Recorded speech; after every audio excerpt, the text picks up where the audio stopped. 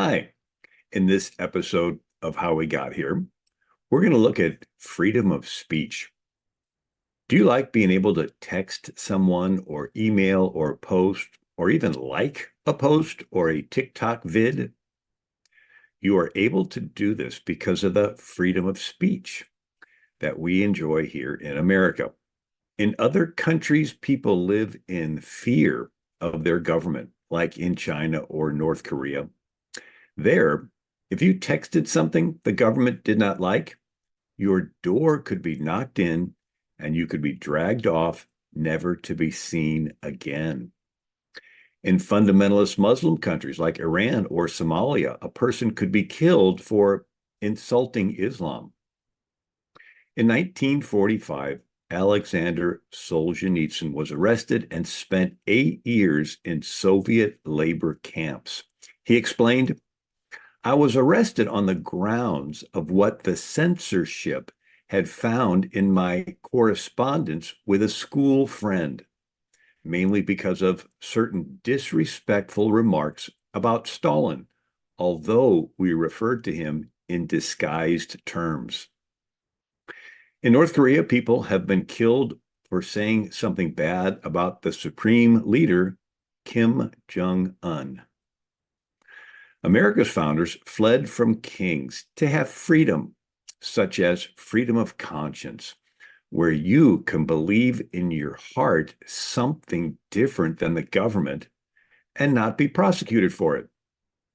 Freedom of speech, being able to tell your thoughts to a friend without fear of arrest.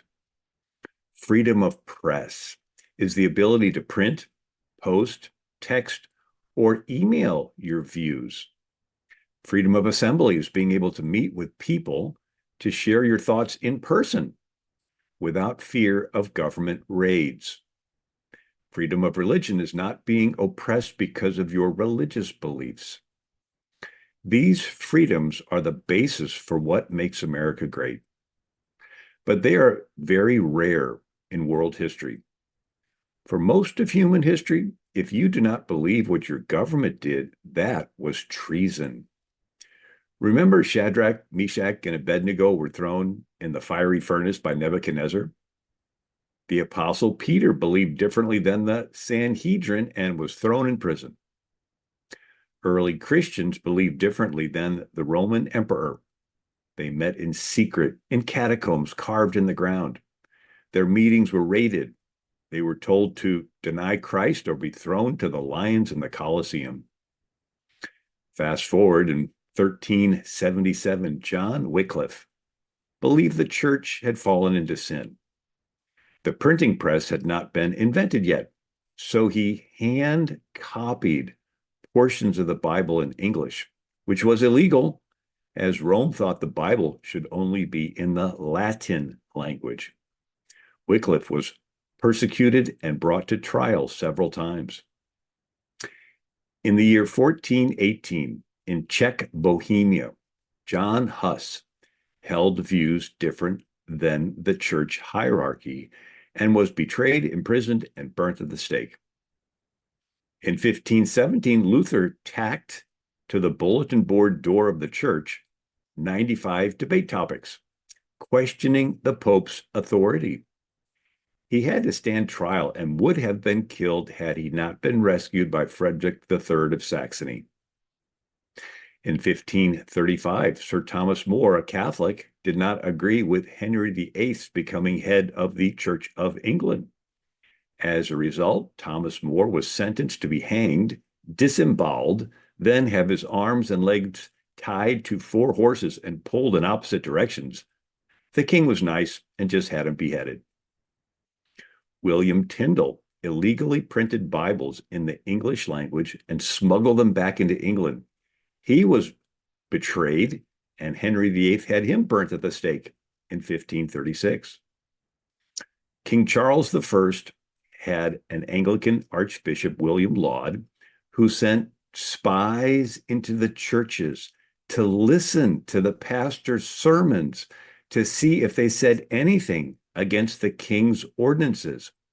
If a pastor did, they were arrested and brought to a secret government room called the Star Chamber because it had stars on the ceiling.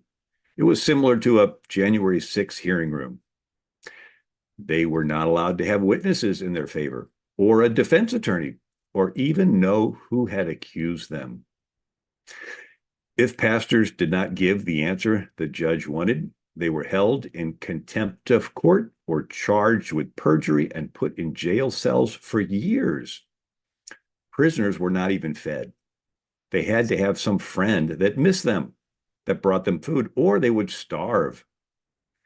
These abuses led America's founders to include the Fifth Amendment in the U.S. Constitution so that no one can be forced to testify against themselves. In 1637, Archbishop Laud used the Star Chamber to punish religious dissenter William Prynne. He was tied to a pillory, a public pillar, where he had his ears cut off and then branded on the face with the letters SL for seditious libel. Laud found Pastor Henry Burton guilty for seditious sermons, resulting in his ears being cut off. John Bastwick published religious opinions opposing government mandates. He too had his ears cut off. Dr. Marshall Foster wrote, "The tyranny of the king finally aroused the Christian sensibilities of the people. They would no longer tolerate burnings or mutilations for matters of conscience on religious views. The persecutions drove tens of thousands of liberty-loving believers to follow the Pilgrims to New England, where they laid the foundation for the world's most biblically based nation."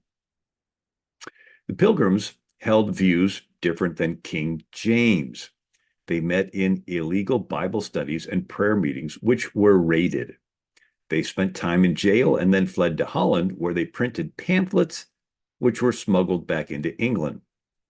The king sent spies to Holland who destroyed their printing presses. In 1620, the Pilgrims fled to America, where they had a chance to set up a government which would guarantee freedom. England's King Charles II persecuted Catholics, Puritans, Separatists, Baptists, Scottish Covenanters, and Quakers. They were spied upon, tracked, and censored and arrested. In 1662, Parliament passed the Act of Uniformity, which required all preachers to submit and believe exactly what the government told them to, or if not, they would not be ordained by an Anglican bishop, which was necessary to be permitted to preach the gospel. In 1665, Parliament passed the 5 Mile Act, making it illegal for a dissenting preacher to preach within 5 miles of any town. If they did, they were arrested. Small group Bible studies and prayer meetings were called conventicles, which comes from the word covenant. Jesus said, "Where 2 or 3 are gathered in my name, I am there in the midst." So in 1664, Parliament passed the Act of Conventicles, which made it illegal for 5 or more people to have a religious meeting apart from the Church of England. If someone was caught with a small group making up prayers, the police, similar to the FBI, would bust into their house and arrest them.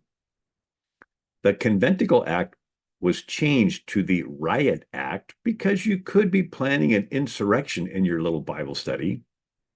The police would kick in the door, pull out a piece of paper, and read the Riot Act, which said everyone must immediately disperse or they will be arrested, dragged to the Star Chamber, and thrown in prison. It was so severe that it went into our expression, "Read them the Riot Act." King Charles II and King James II persecuted Scottish Presbyterians, imprisoned Quakers, and crushed Catholic revolts in Ireland.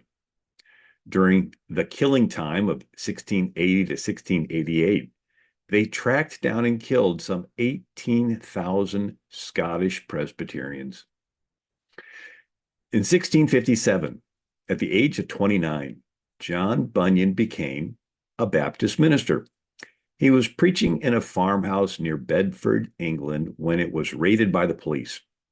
He was arrested and dragged away, all because he was having an unauthorized Bible study.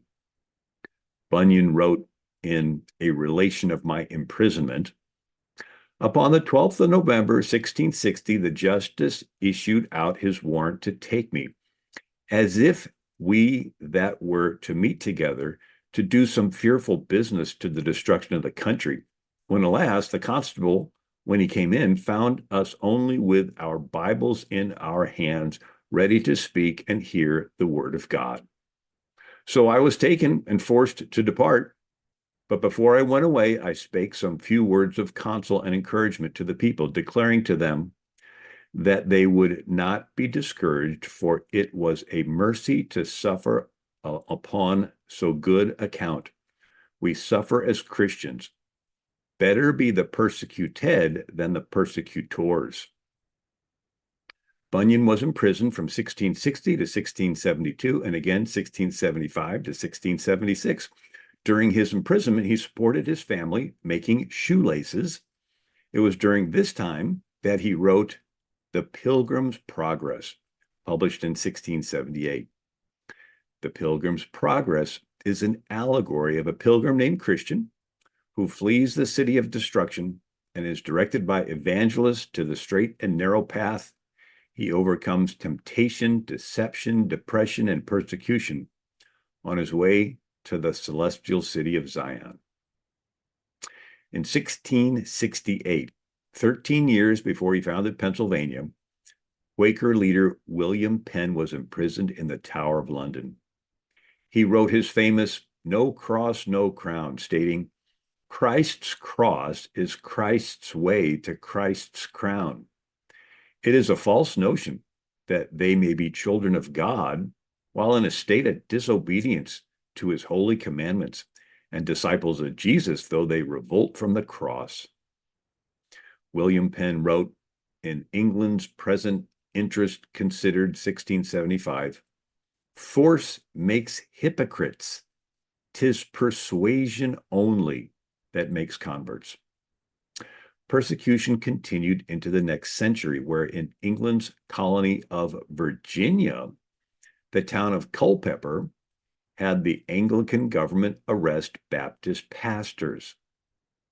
James Madison wrote, January 24th, 1774, there are, at this time, in the adjacent Culpeper County, not less than 5 or 6 well-meaning men in jail for publishing their religious sentiments, which in the main are very orthodox.